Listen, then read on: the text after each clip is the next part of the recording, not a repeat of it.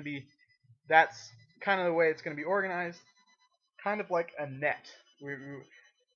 Me and my friend, when we were coming up with this idea, we're thinking of like a net with nodes, and each node is connected by like a string kind of, and so you have to have the strings that are connected to the node lighted up before you can take that particular node for credit. Okay, so suppose he wants to go to computer programming.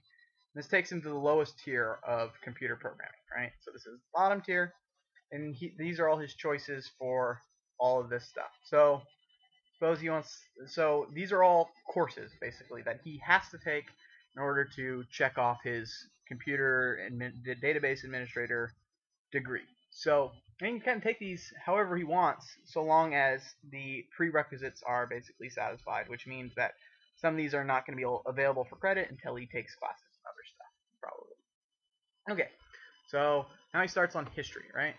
So here we go. Here's history of computer programming, and here's lesson 1, and there's just basically the way each lesson is going to be comprised is there's going to be a series of lectures, or I guess there's going to be one lecture per lesson, and then there's going to be a reading, and then there's going to be homework, and then there's going to be a chat, basically.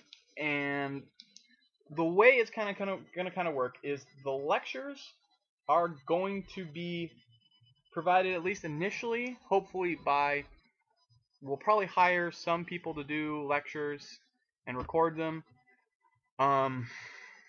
A lot of it might be done by people who are interested in, donating to the university, because it's not going to be a not-for-profit, and so hopefully they'll be willing to donate, a lecture or getting recorded or something like that.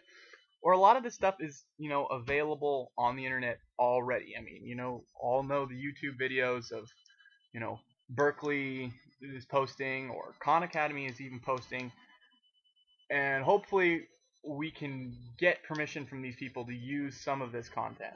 The other content we're going to have to generate ourselves, or it's going to be user-generated content. I mean, there's a lot of people, I imagine, who like teaching people about what they do. I imagine there's some database administrators who know a lot about the history of computer programming, or not even database administrators, just people who know about the history of computer programming who wouldn't mind recording a lecture for a couple of people. So that's kind of how we're going to go with it.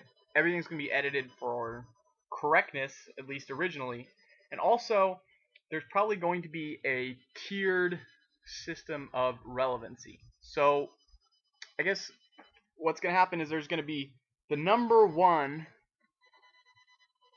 So there's going to be, in the lecture, there's going to be, for some of the very popular lectures, there's going to be alternate lectures that you can choose to watch or not choose to watch, basically. And at the end of watching the alternate lectures and the regular lecture, you're going to be asked to vote kind of whether or not you think that lecture was helpful. So suppose you're Dave here, you take this lecture, and you watch this video of some guy explaining the history of computer programming. Okay, you didn't find it very useful, you downvote it. So it's still going to stay at the top, and it's still going to be the required course material for this course. But if it gets too many downvotes and a lower one gets more upvotes, then that one will become the new course head, basically. And it'll be the same thing with the reading. It's like you can kind of peruse the readings, and if you want to, you can upvote some and downvote some. So I know you're going to say is like these people aren't going to do that. They're just going to go right through the lectures, and they're going to go right through the top reading, and they're never going to look at the other ones. But that's not true, because that's going to be part of basically every course has a participation component of it, and you cannot complete the course until you've completed the participation component of it. And what the participation component is going to be is there's going to be probably 3 things you're going to have to do after each lesson. And one of them is you're going to have to grade a couple homeworks from the lesson. So that's how we're going to kind of handle that part of it. So we're going to design a certain worksheet, or someone's going to design a certain worksheet. And then students who take the course are going to be required to grade it for accuracy. And, it'll be the kind of situation where if a person's homework was graded and he felt that it was unfair, he could complain to a moderator or something like that, and there could be a a mediator kind of, and so there would be a negative effect to grading homework badly. So that's one way that we'd check on stuff. The other way is if a person wanted to, he could create a new homework worksheet, or he could create a new lecture. If he thinks he can explain the history of computer programming better than the lecturer, he's free to upload his own lecture. That'll be part of his participation. He can also, suggest readings. If he finds an article that he finds interesting, he can put it in the reading list. All right? He can also videotape himself discussing the thing. He can host a chat session. We're probably going to have, we're going to have a constant chat kind of going. And if he wants to say like, hey, I'm going to be in the chat from 9 to 10. I just took this lesson. I finished, such and such part of my computer programming. If you have questions and you want to ask me, then I'll be here for you. So he'll do that, right? And basically, that's kind of how the course is going to work. And how the course is going to be graded is just going to be simple pass or fail. There's not going to be any grades. It's just going to be, did he, basically participate? And he's going to be required to submit a video of himself, explaining what he's done, kind of. And, we'll be able to link his username to all the stuff that he's posted, and we'll kind of be able to follow him. And, probably periodically, one person will kind of go through and peruse, 500 students and just see if they're, on track and they're kind of doing what they need to be doing and stuff like that. So that's how that's kind of work. So he's doing just history, right? So this is the very first node on his tier of computer programming within the greater scope of being a database administrator, right? So he has all these lessons, right? And then his final, right? So his final is probably going to be some form of test, and it's also going to be user, fulfilling all of these user-generated contents for all these other lessons, grading tests of other students, posting a video explaining what he thinks about certain issues, or point and counterpoint. It's going to be very easy for him to. Basically, this whole website is going to be very easy to interact with other people taking the course, and it's going to be very easy to modify a little bit. It's going to be like Wikipedia almost in the sense that there's nothing set in stone. It's going to be less of like a pedagogical kind of like a student being lectured to, and it's going to be more of a discussion amongst individuals, which is really where I think that education needs to go, and it's how these companies are going to get mature, qualified people that they want, is having people who are mature enough to lead their own discussions and basically learn kind of on their own with their peers in a loosely structured kind of a way. And that's really what the benefit of this is you're creating people who aren't going to be used to getting and receiving things without having to work for them. Basically, you're not gonna have a student who comes to class, sits down in the back, puts his earphones on, and watches Game of Thrones on his iPad while the lecture's going, and then crams the night before the final and comes back and takes it. You're gonna have a very dynamic.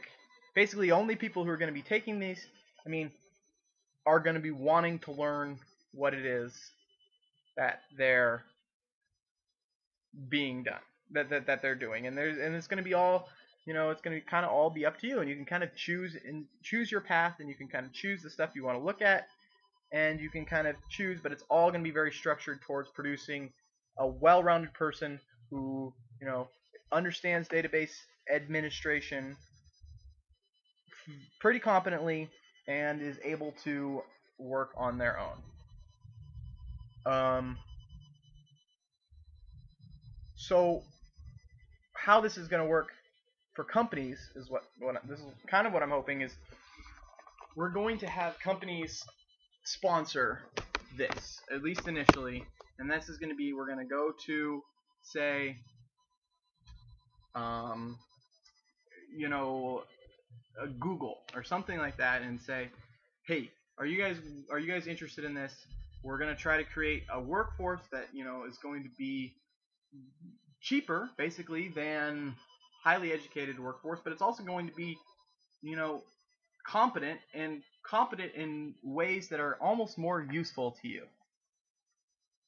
Are you interested in this? And they're going to say yes, or they're going to say no. And if they're going to say no, then we're going to go to a different company. And if they say yes, then we're probably going to ask them for help, setting up the website and participating and maybe loaning us some, people who do the kind of things that they do to set up this thing as kind of a training program for them. So if Google wants to give us one of their database administrators to help us develop this curriculum, then they'll do that. The other thing that we're going to ask is that they make a commitment to give 10 people internships out of the first, 10,000 that take, certain jobs that they're interested in. And so then that's how we're going to use that to kind of publicize the website. Basically, we're going to say, look, you want a job? Like, here's, 10 companies, here's 100 jobs that are going to be filled with people who graduate from this university. Come take it, And so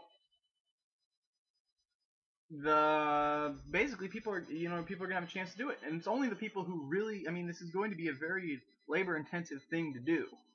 It's like, I estimate that to take a full degree and become a database administrator is going to take probably a minimum of about 500, 600 hours. I mean, it would be hard to say off the top of my head, but anywhere from between 500 to 1,500 hours to fully take this course, and that's a substantial time investment for people, and that's why we want. So the $300 is, it's not a lot of money, but it's also like it's a reasonable amount of money. There are certain people who go to a university, and $60,000 is too much money for them to even comprehend. So they don't understand what it is they're losing. If 19-year-old high school kid who works at McDonald's and lives in his parents' house, like $300 is a substantial investment for him. So he's going to want to finish this degree, but it's also not going to cripple him if he doesn't, or if he wants to switch degree programs. Like that's one of the good things about this, is just leads to such a flexible workforce. All it requires is that people are willing to participate and follow through, and it just creates the most flexible, dynamic workforce, and really, honestly, and like it just frees up people who want to switch careers or want to not have to go through the burdensome process of going through debt and wasting 4 years of their life to not necessarily get a degree. If they want to waste 6 months to a year of their life and $300 at the end of this program, it's like they'll probably have a job. If they don't, at the very least, they have a very good set of skills for a career path if they want to pursue that. And worst comes to worst, if they don't like the career path that they're in, once they do get hired, is they can switch and they can become something else. And that's really what it's about. And I really feel like that's the way that things are going to go in the future. And that's my big idea. I want to make this online university, and I want to basically free people to pursue their passions in a way that is reasonable and exciting and integrative, and makes them, and basically harnesses this wonderful, wonderful power of connectivity that we have now to create a workforce that is very, very, very productive and happy. Thank you very much. I'm Reed Robinson, and that's my big idea.